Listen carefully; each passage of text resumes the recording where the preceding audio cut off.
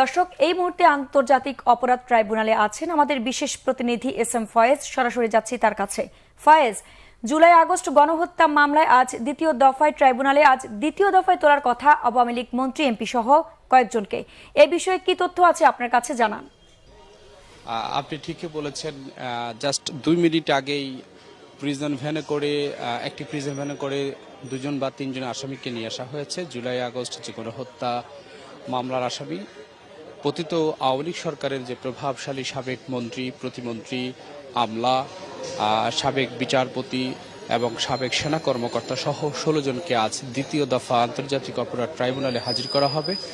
হাজির করে তাদের যে মামলার অগ্রগতি সে বিষয়ে প্রসিকিউশন জানতে চাবেন এবং সেই বিষয়ে অগ্রগতির বিষয় কি হয়েছে, কি তদন্ত অগ্রগতি কি, সে বিষয়ে জানা হবে। এর আগে 18 নভেম্বর তাদেরকে আদালতে তোলা হয়েছিল। সেখানে তাদের যেই জুলাই আগস্ট গণহত্যায় ছাত্র জনতার উপর যে নির্বিচারে গুলি করে যে হত্যা করা হয়েছিল, তাদেরকে যে কুঙ্গুত্ব করা হয়েছিল, তাদেরকে যে গুলি করা হয়েছিল, পরিবারকে হুমকি ধমকি দেওয়া হয়েছিল, মামলা করতে না দেওয়া, নানা যে অভিযোগগুলো রয়েছে, লাশ গুম করার অভিযোগ রয়েছে এবং ভ্যান গাড়িতে করে যে লাশ পুড়িয়ে দেওয়া হয়েছিল এবং লাশ সরানোর যে অভিযোগগুলো, সেই নানা যে অভিযোগগুলো, মানবতা বিরোধী যে অভিযোগগুলো, সেই অভিযোগের বিষয়ে তাদের সামনেই, আসামিদের সামনেই তাদের যেই অপরাধ সেগুলো তুলে ধরা হয়েছে। শুধু জুলাই আগস্ট গণহত্যা মামলার যে বিষয়টি সেটি নয়, আওয়ামী লীগ সরকারের বিগত যে 15 বছরের যেই অনিয়ম, নানা যে গুম খুন হয়েছে, সেই বিষয়গুলো তাদের একদম সামনে প্রেক্ষাপটে তুলে ধরা হয়েছিল।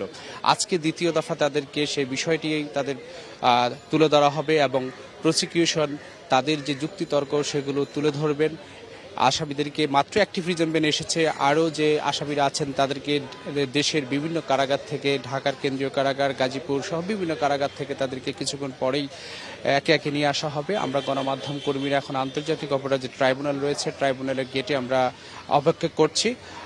আজকে তাদেরকে কি নির্দেশনা দেয়, প্রসিকিউশন বলেছেন তারা যে অপরাধ করেছে প্রাথমিকভাবে সেটি প্রমাণিত হয়েছে এবং তথ্য প্রমাণ পেয়েছে। প্রত্যেকের সাথেই আজকে তাদের স্বজনরা দেখা করবেন, আইনজীবী নিয়োগ করা হয়েছে, সবকিছু অর্থাৎ আন্তর্জাতিক মানের যেই মানদণ্ড বজায় রেখে যে বিচার কাজ সেটি করা হবে বলে চিফ প্রসিকিউটর তাজুল ইসলাম এটি নিশ্চিত করেছেন আমাকে। দর্শক, এ ছিল আমার কাছে এখনকার সবশেষ খবর।